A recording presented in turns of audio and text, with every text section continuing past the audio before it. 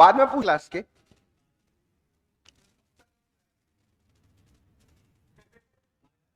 चलो, कैपेसिटेंस 2, ठीक है।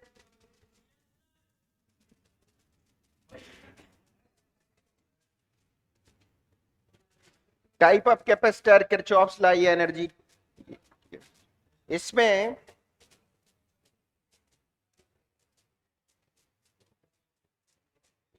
अपन ने पढ़ लिया था रिडिस्ट्रीब्यूशन ऑफ एनर्जी, ये सारी चीजें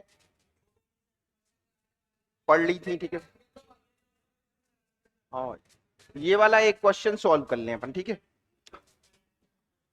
आसान सा ही क्वेश्चन है वैसे तो। इसमें मेटेलिक स्फीयर है 3 माइक्रोफेरेड 5 माइक्रोफेरेड, इन पे वोल्टेज है 300 500। Energy loss when they are connected by the wire, ठीक है। तो इसमें प्रॉब्लम ये है कि कैलकुलेशन में कोई ना कोई गलती हो जाती है, ठीक है। सबसे बड़ी समस्या ये, सबसे पहले तो फॉर्मूला ये होता है delta U is equal to half C1 into C2 upon C1 plus C2, यहां V1 माइनस V2 का होल स्क्वायर। इसमें सबसे जरूरी चीज है कि सारी चीजों की यूनिट पर भी ध्यान देना है। यहां पे C की यूनिट भी यूज होगी। अब C की यूनिट नॉर्मली माइक्रोफेरेड में होती है, तो यहां पे 1 माइक्रो बचा रहेगा, ठीक है, ये ध्यान रखें। तो 1/2 C1 C2 मतलब 3 into 5 upon 8 V1 minus V2 मतलब 200 का स्क्वायर इनटू 10⁻⁻⁻⁶, ये नहीं भूल जाए। ये किसका है? C का, क्योंकि C किस में है? माइक्रो में। ये दिक्कत सबसे बड़ी।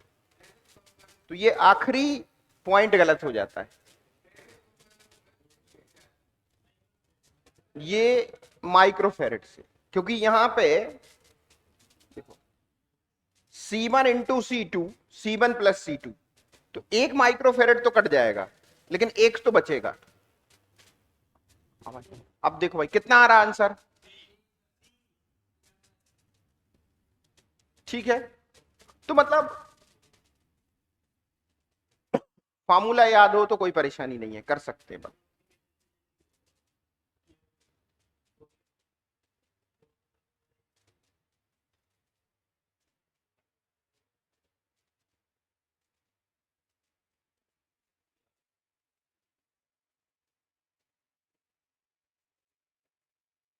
चलो भाई नेक्स्ट देखें, नेक्स्ट क्वेश्चन। लिखना है इसको, लिख लो भाई, कुछ खास है नहीं लिखने लायक उसमें। C1 C2 दिया है, V1 V2 दिया गया है।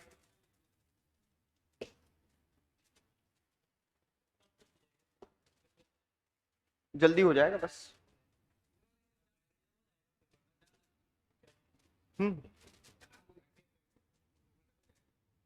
कौन सा इफेक्ट? इफेक्ट तो नहीं हो पाएगा।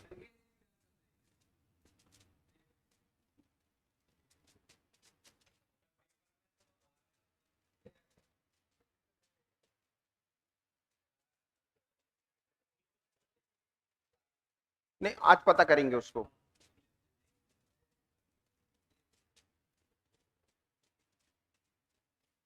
अच्छा, AITS में वेक्टर ऐड कर दिया है ना फिजिक्स में। अच्छा, और स्ट्रेट लाइन 3 चैप्टर कर दिए।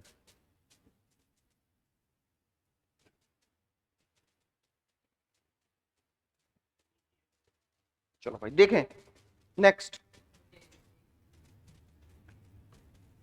कुछ नहीं है, सीधा सीधा लिख लो भाई। C1 है 300, मतलब ऐसा नहीं लिखो जैसा इसमें दिया है, शॉर्टकट में लिखो।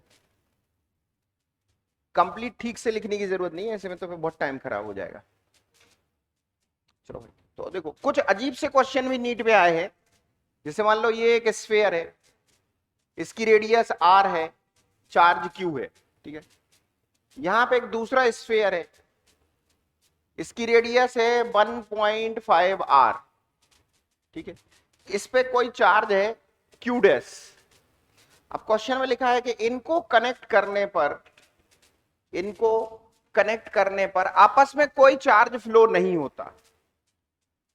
No any charge flow after the connection, find out the value of Q dash. No any charge flow after the connection, ठीक है। Find out the value of Q dash 1.5 Q. Answer Q में देना है ना, मतलब Q dash is equal to Q, Q dash is equal to Q by 2, ऐसा कुछ भी आंसर। कितने लोगों को क्वेश्चन समझ में आ गया क्या है क्वेश्चन का मतलब? भाई नीट में आया हुआ क्वेश्चन है, ध्यान से देख ले। मतलब ये है कि दोनों के वोल्टेज पहले से ही इक्वल है, दोनों के वोल्टेज पहले से ही इक्वल हैं, तो कनेक्शन से कोई फायदा नहीं होगा, कोई चार्ज आपस में फ्लो नहीं होगा। इसका वोल्टेज कितना होगा पहले वाले का? के क्यू अपॉन आर। दूसरे वाले का वोल्टेज होगा के क्यू डैश 1.5 आर। के कैंसिल हो जाएगा, आर कैंसिल हो जाएगा, यहां से आंसर आ जाएगा Q dash is equal to 1.5 Q. यही आंसर है, ठीक है। तो ऐसे आसान क्वेश्चन भी है, लेकिन वो कई बार दिमाग में क्लिक नहीं कर पाता है बच्चे के, कि चार्ज अगर फ्लो नहीं हो रहा है तो इनका वोल्टेज पहले से ही क्या होगा? इक्वल होगा, इसीलिए चार्ज फ्लो नहीं कर पा रहा है, ठीक है। एक और इसमें बहुत अच्छा क्वेश्चन है, इसको नोट कर लिया। हाँ,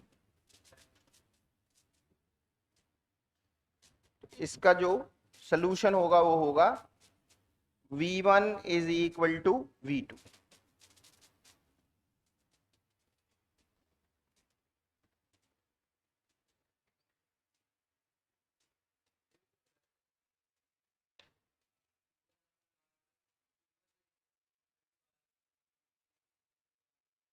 हाँ वही तो लिखा है।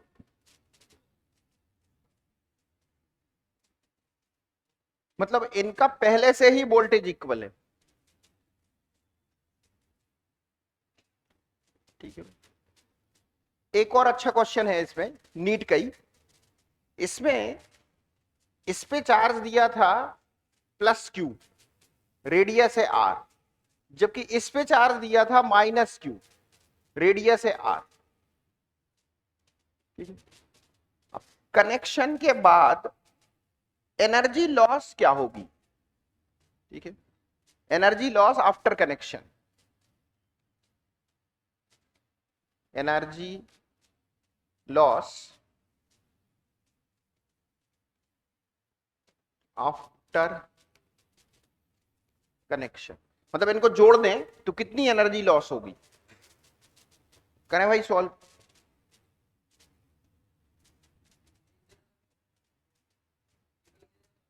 क्या? सी तो इक्वल ही है, रेडियस इक्वल है ना, रेडियस इक्वल है तो सी तो इक्वल ही होगा। भाई सी तो अपन निकाल ही सकते हैं ना, C is equal to 4 pi epsilon naught into R. R given है मतलब सी गिवन है। एक पे चार्ज प्लस क्यू है, एक पे चार्ज माइनस क्यू है।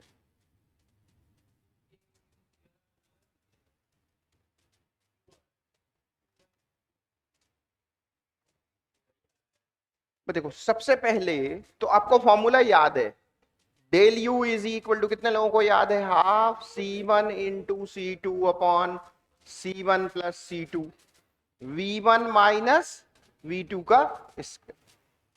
इसमें इसका वोल्टेज प्लस होगा तो इसका माइनस, तो जब यहां आप माइनस करोगे तो प्लस हो जाएगा। जल्दी में बच्चा क्या करता है कि इन दोनों का वोल्टेज इक्वल मान लेता है और इस वैल्यू को क्या मान लेता है? 0, तो उसका आंसर 0 आ जाता है। 0 गलत आंसर है। तो इसका पोटेंशियल आप मान लो कितना है? V, तो इसका क्या आएगा, माइनस वी।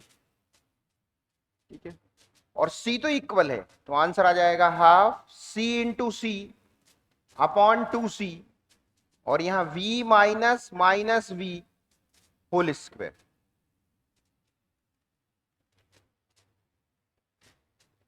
ठीक, तो सॉल्व करने पे आंसर आएगा CV स्क्वायर। ठीक है, अब आप C की वैल्यू पुट कर दो और V की वैल्यू पुट कर दो।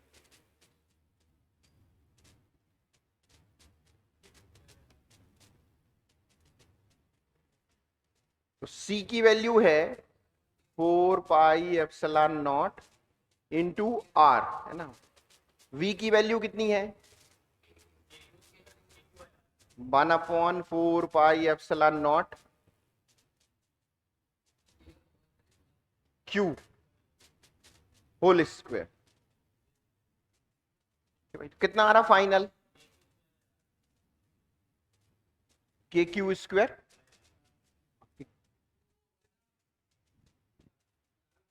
वो तो सब सॉल्व हो गया,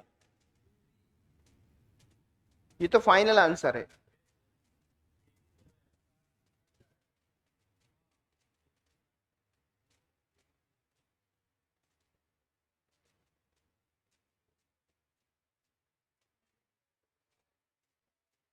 ये इससे कैंसिल, चलो के क्यू स्क्वायर हो गया। ठीक है,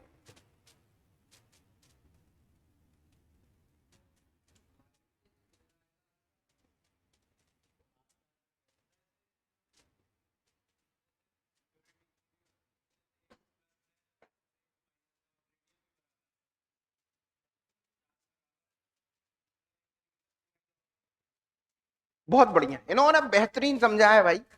ये नेक्स्ट हम यही बोलने वाले थे, बिल्कुल बढ़िया, कि इस पे प्लस है इस पे माइनस है, इनको कनेक्ट करेंगे तो टोटल चार्ज डिस्ट्रॉय हो जाएगा, 100% चार्ज खत्म हो जाएगा, मतलब इनकी फाइनल एनर्जी कितनी हो जाएगी, 0। तो जितनी इनकी इनिशियल एनर्जी है पूरी 100% लॉस हो जाएगी, मतलब यहां पे 100% लॉस है। सही है बिल्कुल। क्या चार्ज 0 हो जाएगा जब इनको अपन कनेक्ट करेंगे ना, इससे इस पे प्लस है इस पे माइनस है, दोनों मिलके चार्ज कितना हो जाएगा, 0, कुछ नहीं बचेगा। चलो तो लिखें, ऐसा आप समझ जाए तो जल्दी आंसर आ जाएगा। कैसे, इस पे एनर्जी कितनी होगी, हाफ CV स्क्वायर, इसके पास कितनी होगी, हाफ CV स्क्वायर। 100% लॉस मतलब ये टोटल लॉस, मतलब CV स्क्वायर। तो लिखें,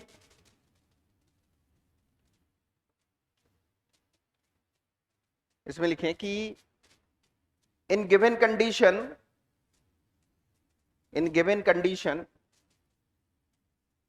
लॉस ऑफ एनर्जी इज 100%।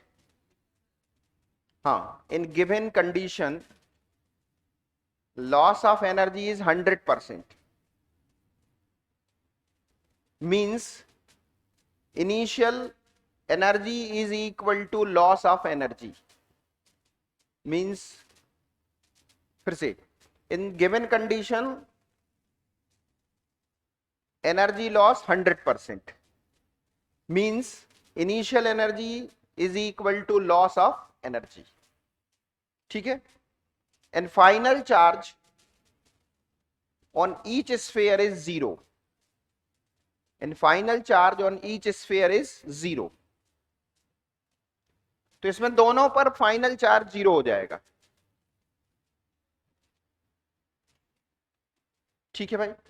अच्छा, कई लोगों को अभी समझ में नहीं आ रहा, फिर से बताते हैं इसमें। जैसे आपने पढ़ा होगा कि आपके पास एक कैपेसिटर है, कैपेसिटर की इस प्लेट पर प्लस चार्ज है इस पे माइनस, इन दोनों प्लेट को जोड़ दें तो क्या होगा, कैपेसिटर की पूरी एनर्जी लॉस हो जाएगी और प्लस माइनस मिलके टोटल 0 हो जाएंगे।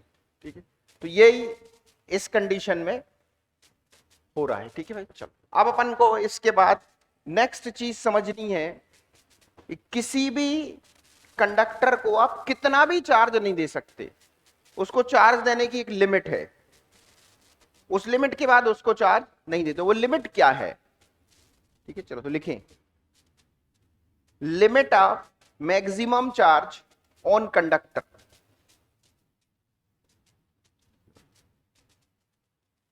Limit of maximum charge on conductor.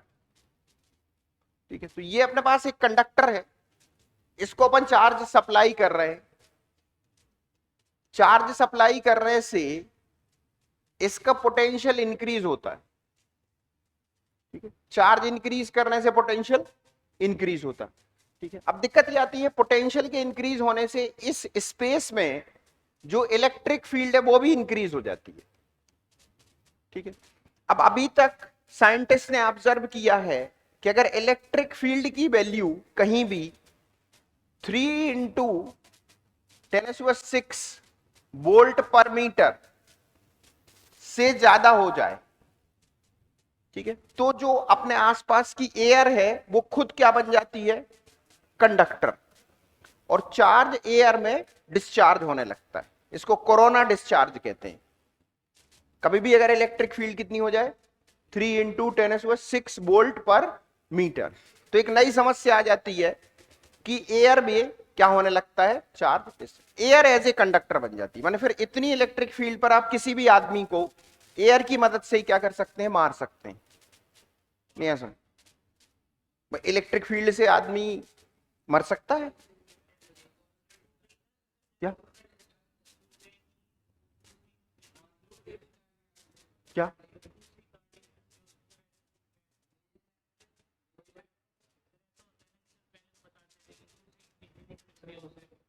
हाँ सही है, कुछ भी हो सकता है। मतलब इलेक्ट्रिक फील्ड से आप जो कराना चाहें वो हो जाएगा। तो जिस टाइप की इलेक्ट्रिक फील्ड आप टारगेट करेंगे उससे कुछ भी हो सकता है।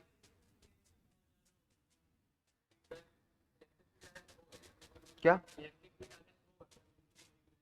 इलेक्ट्रिक फील्ड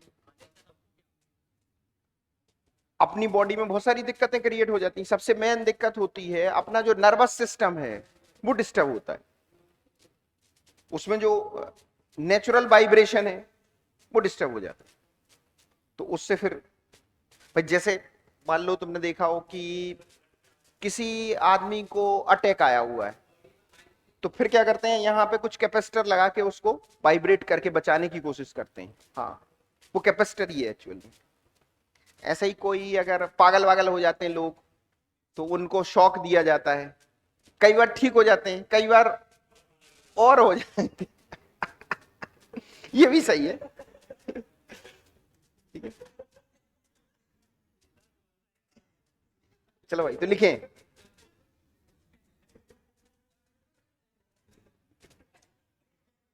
चलो भाई तो इसमें लिखें maximum maximum limit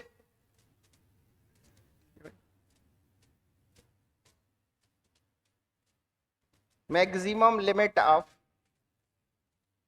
electric field in air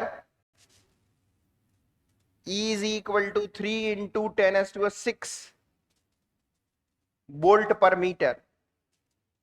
Maximum limit of electric field in air 3 × 10⁶ volt per meter. ठीक है, इस नंबर को याद करना पड़ेगा। ठीक है, इसको कहते हैं डाइलेक्ट्रिक स्ट्रेंथ ऑफ एयर। इसका नाम है, क्या नाम है? Dielectric strength of air. लिख लें, इस इलेक्ट्रिक फील्ड को कहते हैं डाइलेक्ट्रिक स्ट्रेंथ ऑफ एयर। ठीक है, आगे लिखें, after this electric field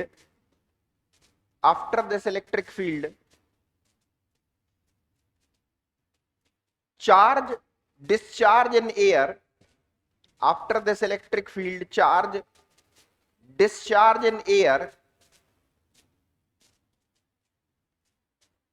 and value of charge on conductor is not increased. फिर से सुने, after this electric field charge discharge in air and charge cannot increase on conductor. तो एक नई समस्या आ जाती है। इसके बाद आप चार्ज दे रहे हो, देते रहो, वो कहां गिरता जाएगा? एयर में। ठीक है, आप मतलब आपका कंटेनर भर गया है, आप उसमें और पानी डाल रहे हो, तो आप डालते रहो, पानी नीचे गिरता जा रहा।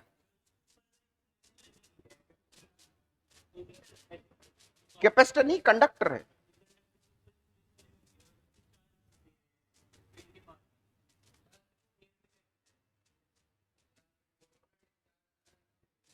यही कोरोना डिस्चार्ज है।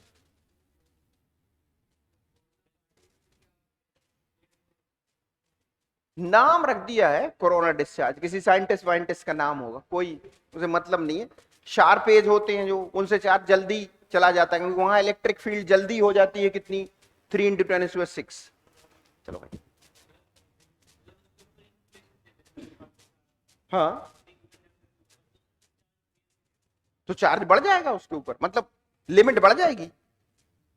अभी उसी पे आ रहा है नेक्स्ट। चलो भाई, अब इसमें क्वेश्चन है, इसमें एक क्वेश्चन एडवांस का है और एक नीट का है। 2 क्वेश्चन आए हैं अपने पास। ठीक है, एडवांस का क्वेश्चन तो ये है कि आपके पास एक स्फीयर है, इसकी रेडियस है 1 मीटर। ठीक है, क्या आप इसको 1 कूलम चार्ज दे सकते हैं या नहीं दे सकते? आंसर देना था यस नो। चलो तो लिखें,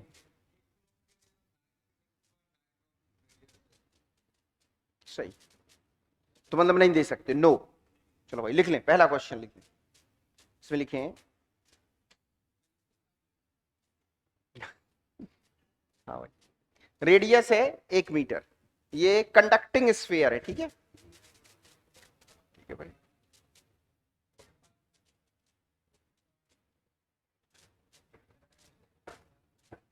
अब लिखें, क्वेश्चन है कि आर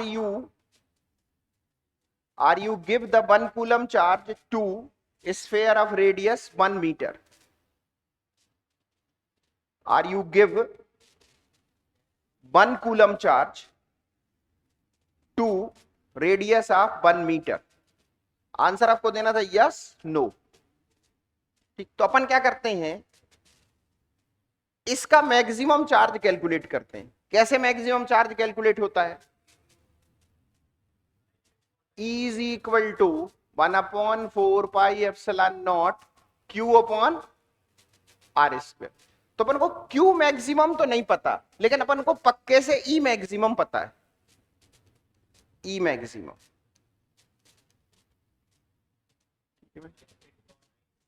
तो ये हो जाएगा Q मैक्सिमम। ठीक है, तो E मैक्सिमम आपने याद कर लिया कितना। वैसे एग्जाम में तो लिखा हुआ था, क्वेश्चन जब भी आया जेईई एडवांस में, उन्होंने E मैक्सिमम की वैल्यू भी दी थी, बच्चे को कोई परेशानी नहीं थी। ठीक है, 3 × 10⁶, इसकी value 9 × 10⁹ Q max upon R की वैल्यू 1। कितना आ गया आंसर?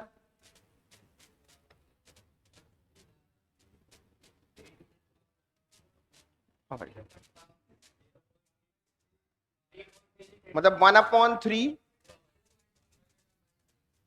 -3 कूलम, और सॉल्व करें तो 0.33 10⁻⁻⁴। माइक्रो में कन्वर्ट कर दें इसको, माइक्रो में, तो माइक्रो में हो जाएगा 333.3 माइक्रो कूलम। ठीक है, 333 माइक्रो कूलम मैक्सिमम। क्या नीट में दूसरा है, ये तो एडवांस का। तो यानी आप इसको 1 कूलम चार्ज नहीं दे सकते किसी भी हालत में, जब तक कहां रखा है? एयर में। अगर आप इसको कहीं और रखें तो ऐसा हो सकता है। कहां रखेंगे वो? क्योंकि कहीं और रखने से क्या होगा, कहीं और रखने से ये इलेक्ट्रिक फील्ड की वैल्यू कम हो जाएगी। भाई जैसे पानी के अंदर रखेंगे तो इलेक्ट्रिक फील्ड कितनी हो जाएगी? 3 × 10⁶ बाई, ठीक है। तो Q की वैल्यू बढ़ जाएगी या घट जाएगी?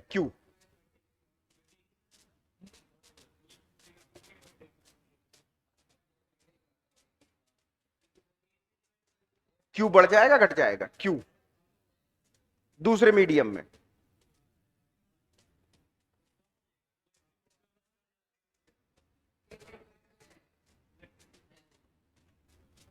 चलो तो लिखें, अभी समझ में नहीं आ रहा, चलो एक और क्वेश्चन लिख लें फिर अपन आते। क्या? किसका? हाँ कंडक्टर का। क्यू मैक्स के टाइम बढ़ जाएगा, ये सही है।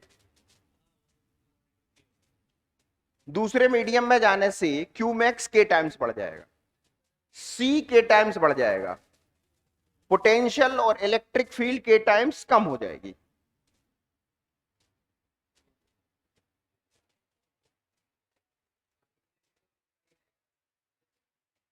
क्यू मैक्स बढ़ जाएगा। चलो भाई जल्दी आगे लिखें, नीट वाला question.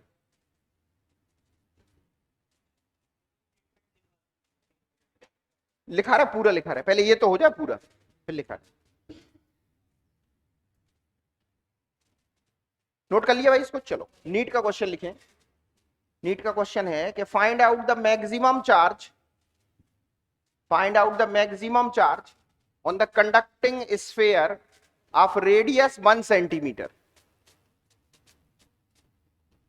Find out the maximum charge on the conducting sphere of radius 1 centimetre. ठीक है, ब्रैकेट में कितने? Dielectric strength of air, dielectric strength of air 3 × 10⁶ volt पर मीटर। ये एग्जाम में दी होती है, ठीक है। डाइलेक्ट्रिक स्ट्रेंथ गिवन रहती है, वैसे तो याद रखें, ठीक है। अब ये 1 सेंटीमीटर का स्फीयर है, बिल्कुल पुरानी क्वेश्चन है, मैक्सिमम चार्ज निकालना है। तो तेजी से सॉल्व कर देते हैं भाई। 10⁶ is equal to 9 × 10⁹ Q max, यहां पे 1 सेंटीमीटर यानी 1 × 10⁻⁻² का होल स्क्वायर, इसको यहां भेज देंगे तो क्यू मैक्स आ जाएगा 1/3 10⁻³ इंटू,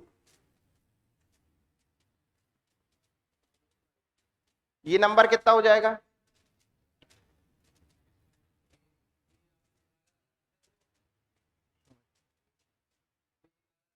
ये 10⁻⁻4 यहां आ जाएगा, ठीक। तो अब चार्ज बढ़ जाएगा कि घट जाएगा? चार्ज घट जाएगा, ठीक है भाई।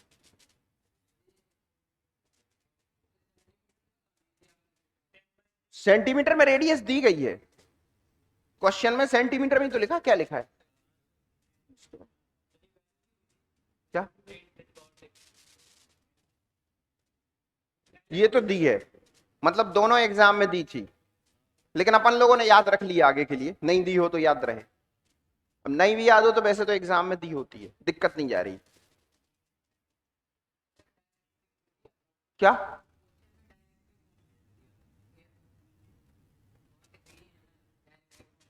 इसको कहते हैं dielectric strength of air, constant नहीं, strength, dielectric strength of air. चलो भाई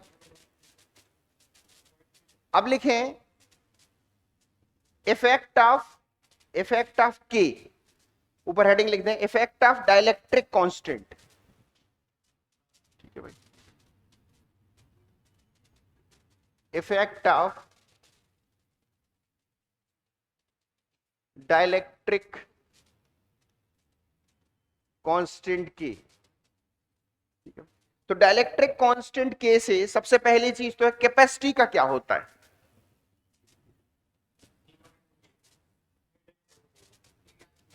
तो अगर आपकी कैपेसिटी किसी भी मीडियम में जाएंगे तो ये k टाइम्स C नॉट हो जाएगी।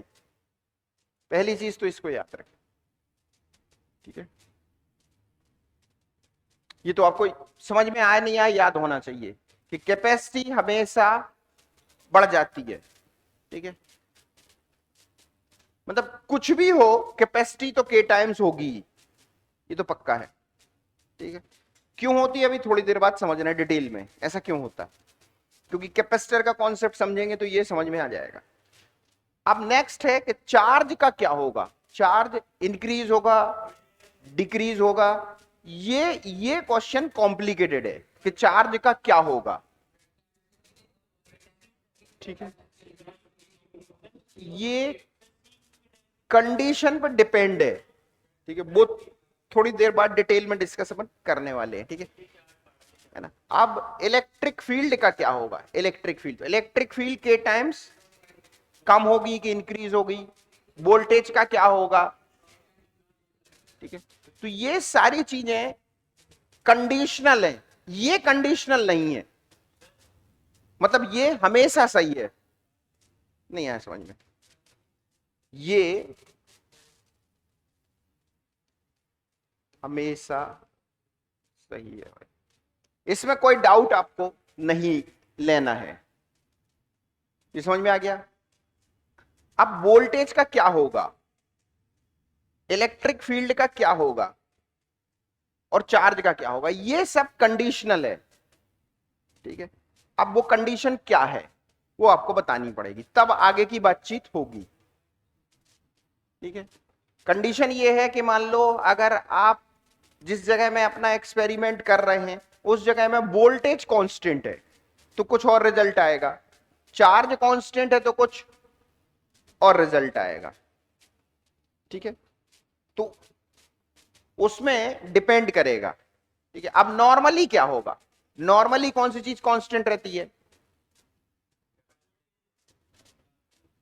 कैपेसिटेंस तो बढ़ गया भाई, कैपेसिटेंस तो कांस्टेंट नहीं है, डाइलेक्ट्रिक में जाने से कैपेसिटेंस तो बढ़ेगा, ये पक्का है।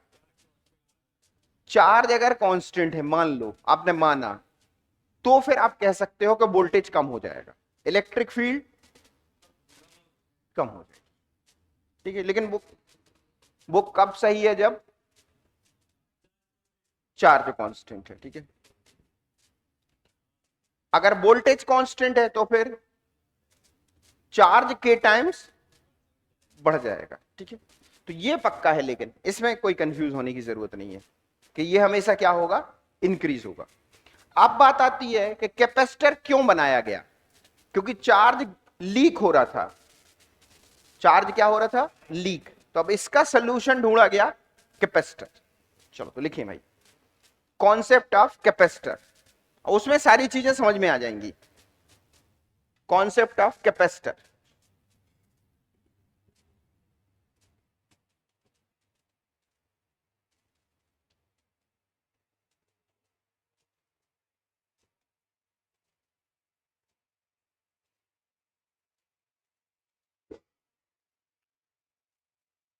कैपेसिटर का कॉन्सेप्ट इतना छोटा सा है कि लेकिन समझने की दिक्कत होती, बस है बहुत छोटा।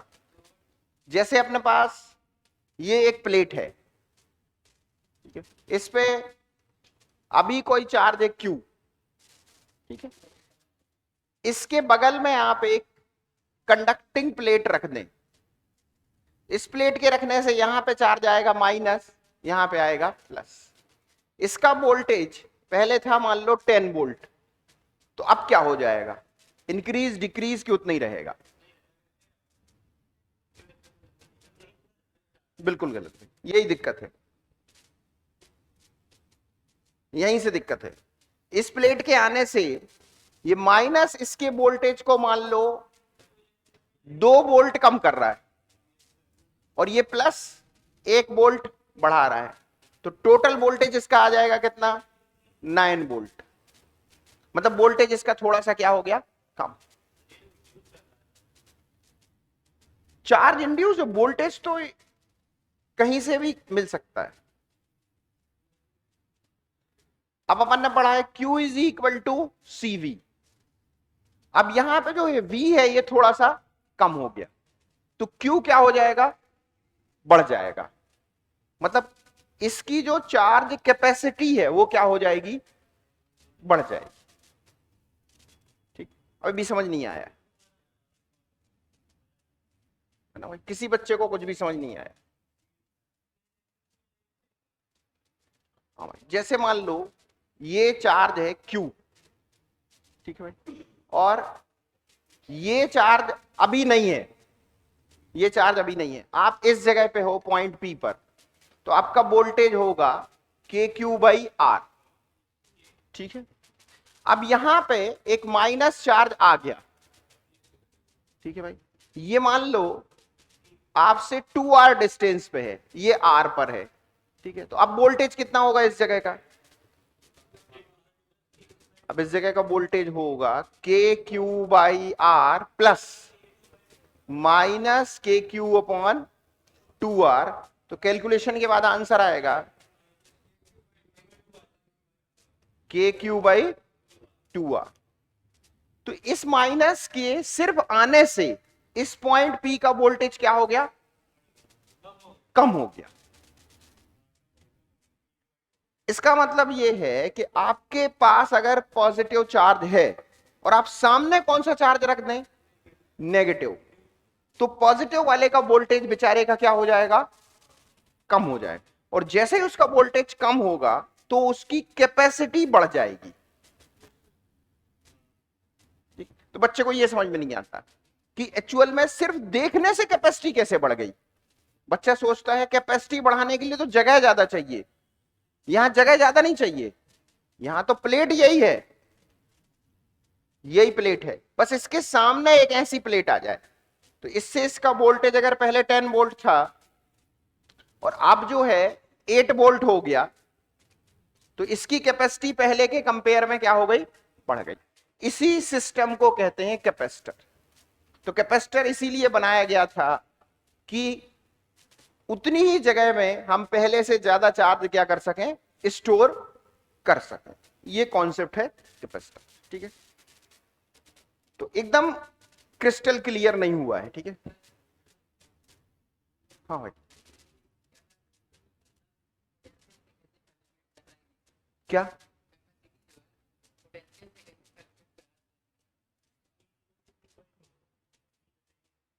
एक्चुअल में Q is equal to CV है,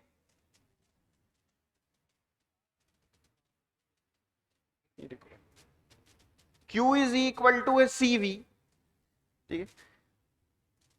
तो ये जो C है, ये जो Q है, इस V के चेंज होने से Q की वैल्यू भी क्या होगी, दोनों होगी, ठीक है। अब C तो कांस्टेंट है, तो C को तो छोड़ दो, ठीक है भाई।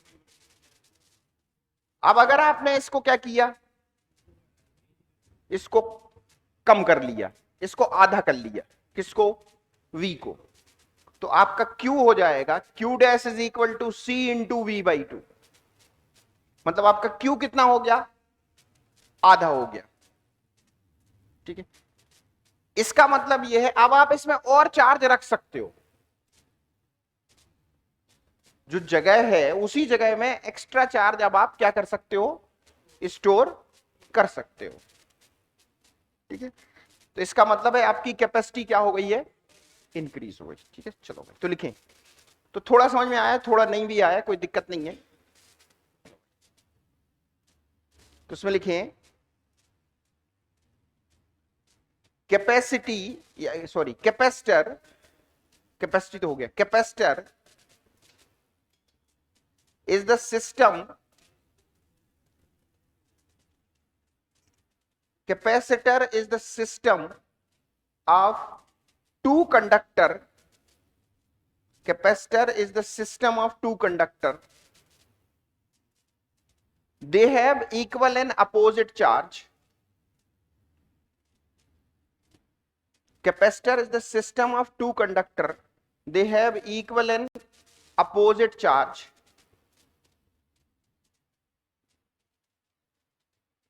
they have equal and opposite charge, and this system have controlled capacity, and this system have controlled capacity. ठीक, इसका मतलब समझ में नहीं आया, कंट्रोल्ड कैपेसिटी। कंट्रोल्ड कैपेसिटी का मतलब ये है कि जो मतलब जो फिजिक्स है इसमें जो भी साइंटिस्ट हैं वो एक ही काम में लगे रहते हैं, सोचते हैं हम कंट्रोल कर लें। ठीक है, दुनिया को भी कंट्रोल करना चाहते हैं। ठीक है, हर चीज को कंट्रोल करने के चक्कर में रहते हैं। तो यहां पे कैपेसिटी अब कंट्रोल में आ गई। कैसे? जैसे ये पैरेलल प्लेट कैपेसिटर, सबको याद है इसका आंसर, एप्सिलॉन नॉट ए अपॉन डी। अब आप ध्यान दो कि सिर्फ डी को चेंज करने से क्या होगा, कैपेसिटी इंक्रीज डिक्रीज हो जाएगी। कैसे? इस पे कौन सा चार्ज है, प्लस, इस पे कौन सा चार्ज है, माइनस। इस प्लेट को अगर आप इसके पास में ले आओगे तो क्या होगा, पोटेंशियल डिक्रीज हो जाएगा और कैपेसिटी इंक्रीज हो जाएगी। ठीक है, तो अब आपके हाथ में कंट्रोल आ गया। ठीक है भाई, हाँ, चार्ज का क्या होगा भाई, यहां पे चार्ज अब आप और दे सकते हैं। क्या? हाँ, अभी तो कांस्टेंट है, बट आप और दे सकते हैं। चार्ज अब डिस्चार्ज नहीं होगा, मतलब। चलो तो लिख लें, ये डायग्राम बना ले।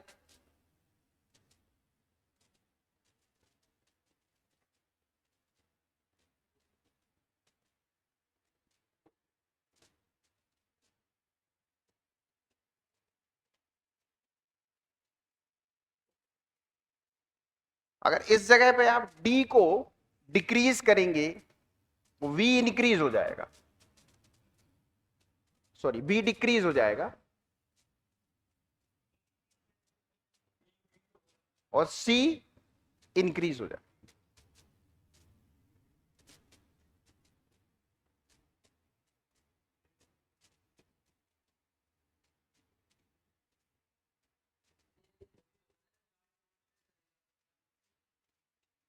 देखो, इसके ऊपर जितना चार्ज है, इसके ऊपर जितना चार्ज है वो तो कहीं जा ही नहीं रहा है, तो कांस्टेंट है ही। ठीक, अब अभी मान लो इसमें जो चार्ज था वो मैक्सिमम था, लेकिन अब आप इसमें और चार्ज दे सकते हो, तो वो चार्ज अब गिरेगा नहीं, मतलब डिस्चार्ज नहीं होगा, क्योंकि वोल्टेज कम हुआ, मतलब इसकी इलेक्ट्रिक फील्ड भी क्या हो गई, कम हो गई। तो वो जो मैक्सिमम लिमिट है अपनी 3 × 10⁶, उसको पहुंचने के लिए फिर से और चार्ज आपको देना पड़ेगा, मतलब इसकी चार्ज स्टोरिंग कैपेसिटी बढ़ गई, ये मतलब। ठीक है भाई, तो थोड़ा समझ में आया, थोड़ा नहीं भी आ रहा है।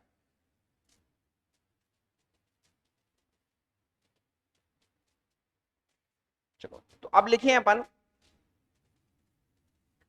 सबसे पहले अपन को पढ़ना है पैरेलल प्लेट कैपेसिटर। ठीक है भाई, चलो तो लिखें पैरेलल प्लेट कैपेसिटर। तो इसके बारे में कितनी चीजें अपन को ध्यान रखनी है पैरेलल प्लेट कैपेसिटर के बारे में। ठीक है, सबसे पहली चीज है कि कैपेसिटर में 3 चीजें आती हैं पैरेलल प्लेट कैपेसिटर। ठीक है भाई,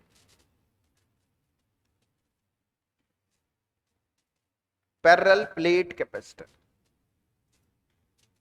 प्लेट कैपेसिटर।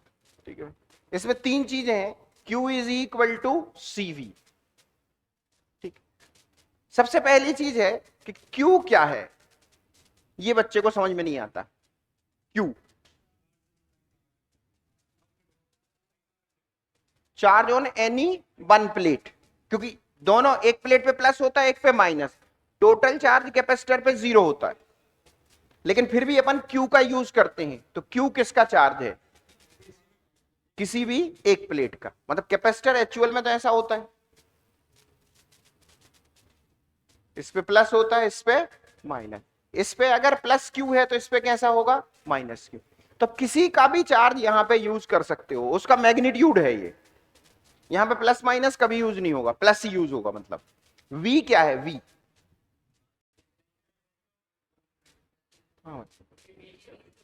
दोनों प्लेटों के बीच का पोटेंशियल डिफरेंस। बिल्कुल सही। चलो भाई, तो लिखें। तो अपन ये दो पॉइंट जरूर लिख लें। पहला लिखें Q। Q का मतलब है charge on any, magnitude of charge of any one plate, magnitude of charge of any one plate, magnitude of charge of any one plate. ठीक है, फिर लिखें V क्या है, V है potential difference between the plate of capacitor, potential difference between the plate of capacitor. ठीक है, मतलब जैसे एग्जाम में आपको कल के दिन इसका पोटेंशियल दिया हो 10 वोल्ट, इसका दिया हो -10, तो V यहां पे कितना होगा, 20, 10 नहीं होगा, इन दोनों का डिफरेंस। ठीक है भाई, इसमें कोई डाउट नहीं है।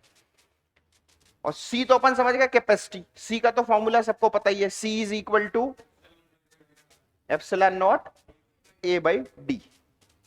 ठीक है भाई, तो डेरिवेशन तो करने की जरूरत है नहीं, कि करके देखें, है ना, देख लें करके। चलो,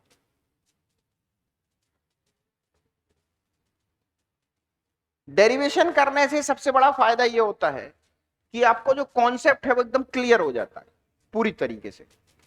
तो जैसे ये अपना कैपेसिटर है, ठीक है भाई, इसके यहां पे चार्ज है प्लस, यहां पे चार्ज है माइनस, प्लस क्यू माइनस। ठीक है, अब कैपेसिटी निकालने के लिए आपको करना क्या है, Q is equal to C V, C is equal to Q upon V. यानी आपको एक ऐसा बुद्धिमान आदमी चाहिए जो वोल्टेज कैलकुलेशन कर ले। कैसे करेंगे वोल्टेज, बिल्कुल सही। तो वोल्टेज यहां पे कैलकुलेट करने के लिए आपके पास कोई उपाय नहीं है, सिर्फ आप इतना जानते हैं कि यहां इलेक्ट्रिक फील्ड होती है सिग्मा अपॉन एप्सिलॉन। इसी से आपको जो कुछ भी है वो करना है। इसके अलावा आपको एक चीज और पता है, इलेक्ट्रिक फील्ड यहां वेरिएबल है कि कांस्टेंट है, तो इसका फायदा उठाएंगे आप। ठीक है भाई, तो डेरिवेशन में ये फायदा है कि आपको ये पता चल गया कि यहां पे इलेक्ट्रिक फील्ड कैसी है, कांस्टेंट, और कितनी है, सिग्मा अपॉन एप्सिलॉन नॉट। चलो तो लिख लें भाई, डेरिवेशन से कुछ ना कुछ तो फायदा होगा। तो सबसे पहले आपको पता चला कि यहां इलेक्ट्रिक फील्ड है सिग्मा अपॉन एप्सिलॉन नॉट, वो भी कैसी है, कांस्टेंट। ठीक है, इन दोनों प्लेटों के बीच की डिस्टेंस कितनी है, d। अब आप कौन सा फॉर्मूला लगाएंगे, ये वाला, E is equal to minus dv upon dr। ठीक है, तो अब यहां पे dv अपॉन dr लगाने की जरूरत नहीं है। क्यों लगाने की जरूरत नहीं है, क्योंकि यहां पे E जो है वो कांस्टेंट है, तो इसकी जगह आप किसका यूज कर सकते हैं, सीधा सीधा E is equal to v upon d। V क्या हो गया, इन दोनों के बीच का वोल्टेज डिफरेंस। तो अपना आंसर आ गया, V is equal to E into D. E कितना है, इंटू डी। तो ये आपके पास कौन सी चीज आ गई, पोटेंशियल डिफरेंस। ये अब कल के दिन एग्जाम में अगर ये क्वेश्चन आ जाए कि potential difference between these two plate, तो आप ये भी सीख गए कि इन दोनों प्लेट के बीच का जो पोटेंशियल डिफरेंस है वो कितना होगा, sigma upon epsilon naught into D. ठीक है, तो ये आपको फायदा मिलता है डेरिवेशन से। ये आ गया वोल्टेज। अब सिग्मा को किसमें कन्वर्ट करना है, क्यू में। ठीक है भाई, तो सिग्मा इज इक्वल टू क्या होगा, क्यू बाई ए। ठीक है भाई, ये वाला एरिया है ए, क्यू बाई ए। अब यहां पुट करेंगे तो V इज इक्वल टू आ जाएगा क्यू एप्सिलॉन नॉट ए इंटू डी। अब देखते चलो आप, अब आपको ये V की वैल्यू यहां पुट करनी है, आंसर आ जाएगा यहां C is equal to Q upon epsilon naught A, ठीक है भाई, Q कुछ गड़बड़ा हो गया, Q upon Q epsilon naught A, और यहां पे D epsilon naught A upon D, यहां सब Q कैंसिल हो जाएगा, ठीक है। क्या कंडक्टिंग,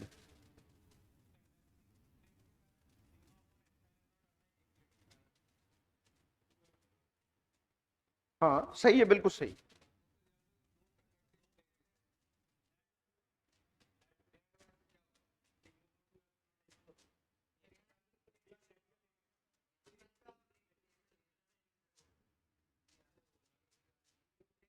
अभी उस पे अपन अलग से डिस्कस करेंगे, अभी लिख लो, अलग से करते हैं डिटेल में, लंबा है कहानी। नहीं कहानी लंबी है, अभी हम करेंगे उस पे, मतलब ज्यादा टाइम लगेगा, अलग से करेंगे, अभी लिख लो इसको। बात तो सही है, ये आंसर सही है, लेकिन बिल्कुल आंसर बिल्कुल सही याद है।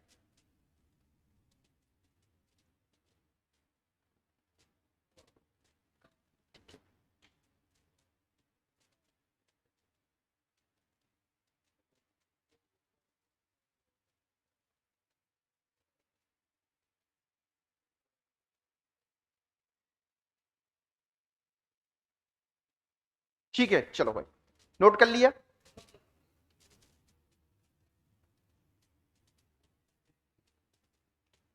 और ये अच्छे से ध्यान रखें, ये V जो है वो कौन सी चीज है, voltage difference between these two plates, V voltage difference.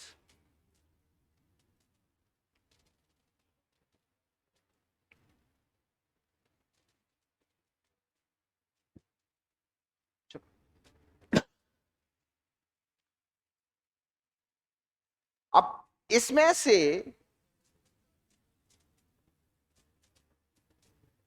मतलब कम से कम नहीं तो 10 से 15 टाइप के क्वेश्चन नीट में आए हैं, कैपेसिटर कैपेसिटर कैपेसिटर के, ठीक है, इक्विवेलेंट के नहीं,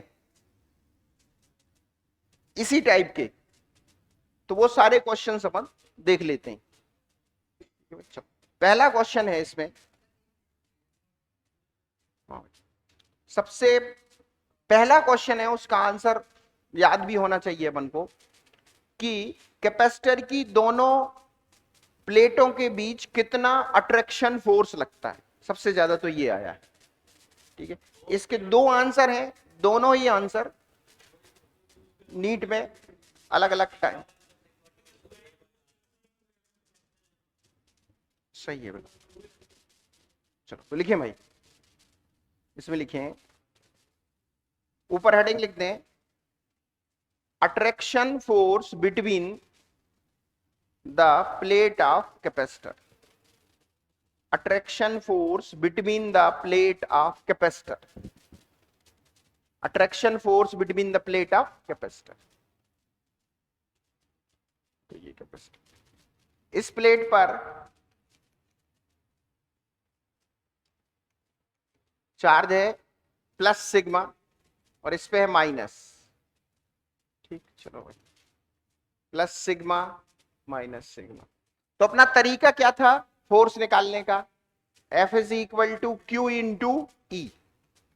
तो इस प्लेट से इसके ऊपर इलेक्ट्रिक फील्ड जो होगी वो कितनी होगी, और इस प्लेट पर जो चार्ज है वो होगा सिग्मा इंटू ए। तो यहां आ जाएगा सिग्मा इंटू ए, और इलेक्ट्रिक फील्ड आ जाएगी सिग्मा अपॉन 2 एप्सिलॉन नॉट। तो आंसर आ जाएगा 1/2 sigma square epsilon naught into A. नहीं अट्रैक्शन अपन कह रहे हैं ना, माइनस नहीं आएगा, मतलब इसमें अपन फोर्स में माइनस प्लस नहीं लिखते हैं, इसमें तो अपन बता देते हैं अट्रैक्शन है कि रिपल्शन है, इसमें सिर्फ अमाउंट लेते हैं, वोल्टेज में चार्ज लेते हैं। तो ये फोर्स कैसा होगा, अट्रैक्शन, दोनों प्लेट एक दूसरे को क्या कर रही हैं, अट्रैक्ट। कितना आ रहा है amount, 1/2 sigma square upon epsilon naught into A. एक और फॉर्मूला है, वो किसी को याद है? दूसरा फॉर्मूला, एक तो क्यू वाला है, सिग्मा को क्यू में बदल दें, कितना हो जाएगा भाई? Sigma is equal to Q upon A.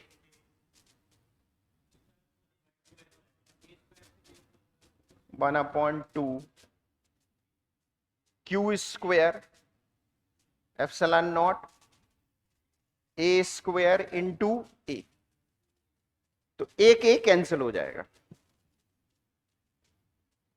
One upon two q square upon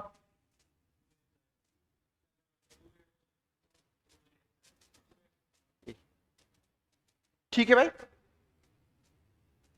कितने लोगों को लग रहा है सही है? सही है। अब इसमें जबरदस्ती सी को लेके आए, सी सी कैसे आ सकता है? कैपेसिटी। पहले तो इसको लिख लें भाई, पहले तो इसको लिख लें, नहीं तो बाद में दिक्कत हो जाए। ठीक है, मतलब ऐसा करते हैं, 1/2 क्यू स्क्वायर एप्सिलॉन नॉट ए अपॉन डी इंटू डी। तो ये क्या हो जाएगा? सी। यानी आंसर हो गया 1/2 क्यू स्क्वायर सी इंटू डी। अच्छा ये क्या है? You, you by D. मतलब फोर्स का एक फार्मूला बन गया यू बाई डी।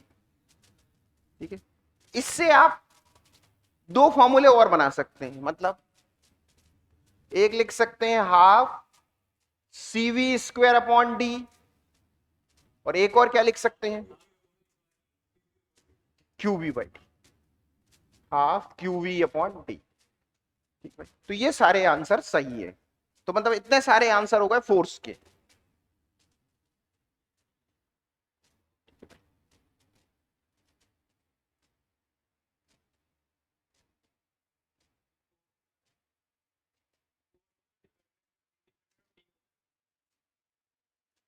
हाँ,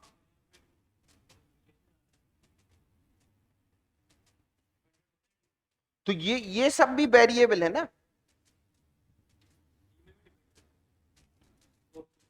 ऐसा नहीं, देखो अपन किसी चीज को कब देखते हैं कि वो डिपेंडेंट है कि नहीं है? जब बाकी सब चीजें कांस्टेंट हो।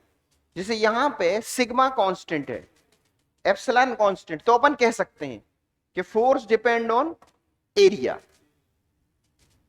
ठीक है, यहां कुछ नहीं कह सकते क्योंकि यहां पे वी भी चेंज हो रहा है, तो अपन कुछ बता नहीं सकते।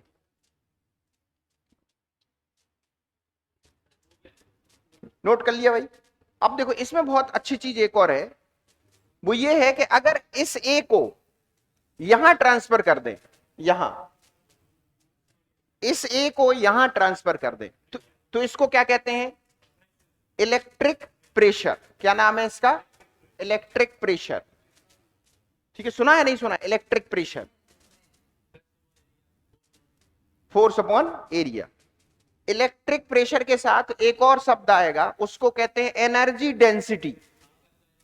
और दोनों इक्वल होते हैं, तो दोनों को अपन एक ही साथ लिखें, एक ही हेडिंग में। ठीक है, लिखें, ऊपर हेडिंग लिखें, electric pressure and energy density in capacitor.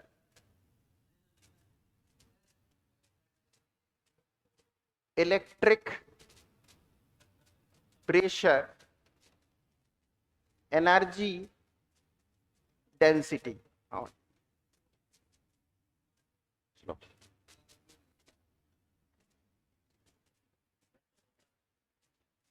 नहीं आज नहीं हो रहा, कभी होगा। मतलब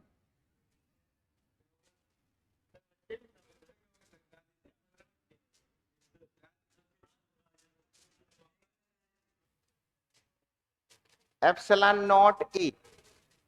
ठीक है, अब इस ए को यहां ट्रांसफर कर दें तो हो जाएगा एफ अपॉन ए 1/2। इसको पढ़ते हैं इलेक्ट्रिक प्रेशर। क्या पढ़ते हैं? फोर्स पर यूनिट एरिया। इसको पढ़ते हैं इलेक्ट्रिक प्रेशर। तो यानी आप इसको लिख सकते हैं पीई।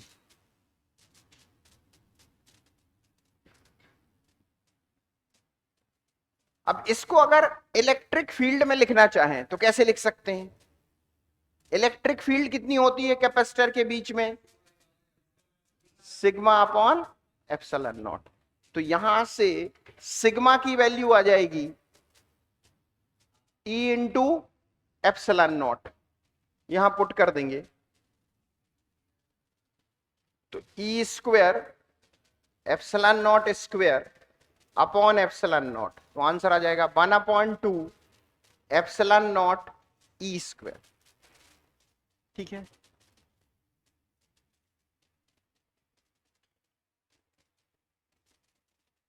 अब ये आंसर एनर्जी डेंसिटी के इक्वल कैसे होगा? इसको किसके इक्वल करना है? Energy density. तो एनर्जी डेंसिटी की डेफिनेशन होती है एनर्जी पर यूनिट वॉल्यूम। बिल्कुल अलग है डेफिनेशन, बिल्कुल अलग है, आंसर यही है। ठीक है, तो लिखें डेफिनेशन, लिखें एनर्जी डेंसिटी। हाँ,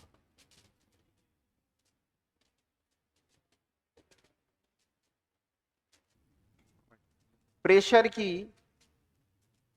यूनिट होगी न्यूटन पर मीटर स्क्वायर। ठीक है भाई, न्यूटन पर मीटर स्क्वायर प्रेशर की यूनिट होती है।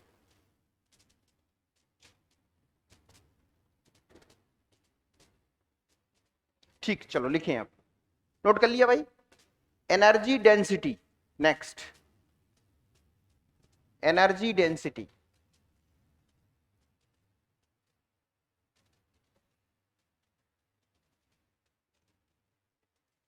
इसका मतलब होता है एनर्जी अपॉन वॉल्यूम। ठीक है, तो एनर्जी को आप लिख सकते हैं हाफ CV स्क्वायर, और वॉल्यूम को क्या लिख सकते हैं? कैपेसिटर के अंदर का वॉल्यूम A इंटू डी। बिल्कुल सही, A इंटू डी। ठीक है, अब ध्यान दो आपकी, ये जो नंबर था half CV square upon D, ये किसके इक्वल था? फोर्स के। ये किसके इक्वल था? फोर्स के। और ये क्या है? एरिया। तो इसलिए ये दोनों चीज क्या आ जाएंगी? इक्वल। तो ये आंसर आप फिर से लिख लो 1/2 एप्सिलॉन नॉट E स्क्वायर। ठीक है भाई, तो एनर्जी डेंसिटी और इलेक्ट्रिक प्रेशर इक्वल होते हैं। ठीक है भाई,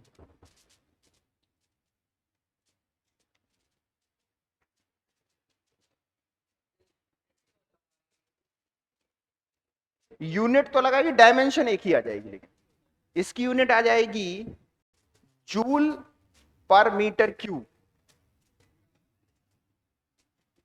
जूल पर मीटर क्यूब। क्या? इंटेंसिटी का मतलब होता है energy per unit area per second. हाँ, ट्रांसफर पर सेकंड। ठीक है भाई, हाँ मतलब इंटेंसिटी में एनर्जी बह रही होगी, चल रही होगी, मतलब रुकी नहीं होगी, चलती हुई होगी। मतलब जैसे ये लाइट जल रही है, लाइट में से एनर्जी आ रही कंटिन्यू, ऐसी कोई चीज है। चलो भाई, तो यहां तक समझ में आ गया। अब इसके बाद लिखें, नेक्स्ट है पार्शियल फील्ड। Partial field